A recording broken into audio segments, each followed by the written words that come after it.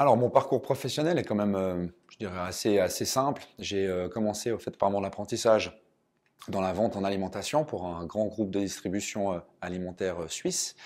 Et ensuite, en 2000, j'ai eu l'occasion en fait de changer au fait de branche et je suis parti dans le domaine sportif, dans lequel j'ai travaillé plus de 11 années, où j'ai travaillé dans des petits magasins spécialisés, des grands groupes ou encore des magasins de stations, dans des stations comme Verbier ou Gstad par exemple.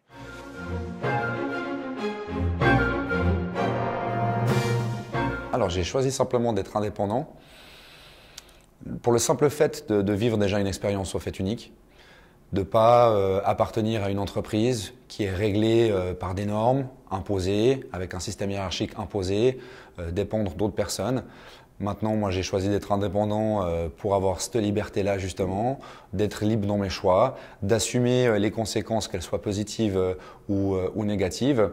Et je pense que je ne regrette pas mon choix d'être devenu indépendant et d'avoir créé mon entreprise.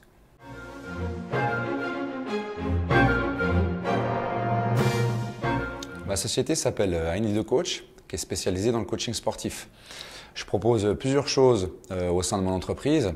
D'abord le small group training, qui est au fait de l'entraînement à plusieurs, mais limité quand même à un nombre de personnes, pour garder l'aspect important au fait du coaching, tout en ayant une dynamique de groupe, mais en n'ayant pas trop de personnes où j'aurai l'impossibilité de corriger tout le monde.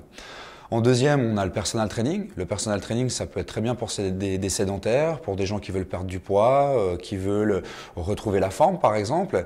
Et en dernier lieu, il y a la préparation physique, où là par contre, on va travailler un sport vraiment spécifique, comme le ski, le tennis, le basket, où là on va travailler vraiment l'activité physique spécifique avec des mouvements spécifiques liés à l'activité.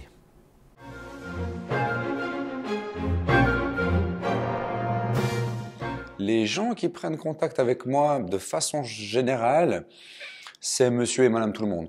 J'ai pas forcément de tranche d'âge prédéfinie. Ça m'arrive d'avoir des jeunes de 18, 20, 24 ans. J'ai déjà eu un de mes athlètes qui a passé la cinquantaine, qui voulait perdre du poids. J'ai eu 2 personnes aussi pour la préparation physique. Donc, je touche vraiment un petit peu à tout. Moi, je me limite pas non plus forcément à un certain type d'athlète pour pas me limiter au fait à certains aspects au fait du sport. Donc généralement, qui veut faire du sport et qui est motivé par en faire peut tout à fait prendre contact avec moi. Et en général, on essaie de trouver le moyen de faire arriver au fait l'athlète à ses objectifs qu'il s'est fixés.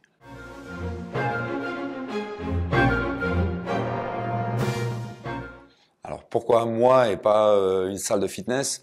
Simplement, on propose pas du tout le même genre de service.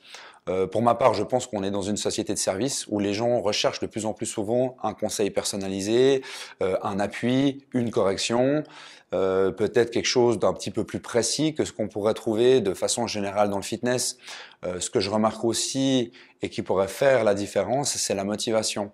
Puisque généralement, quand on va dans une salle de fitness, même si on s'inscrit, beaucoup de personnes ont de la peine à tenir sur la distance. Tandis qu'avec un coach qui vous suit, qui vous corrige, déjà les objectifs sont plus vite réalisés. Moi, je suis là pour vous motiver, pour vous pousser. Chaque fois qu'il y a une fin de séance, je vous dis, on se voit la semaine prochaine. Ça engage la personne à devoir revenir et à vouloir faire son activité sportive. Avec le fitness, les entrées sont libres. Donc, si on n'a pas trop envie d'aller, on n'y va pas et on peut facilement rester à la maison au lieu d'aller faire un peu de sport.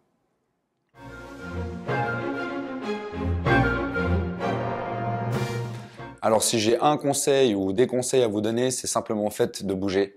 Profitez les jours de congé, de vous aérer, de sortir au bord du lac, à la montagne, que ça soit tout seul avec vos enfants, avec votre compagnon, votre compagne.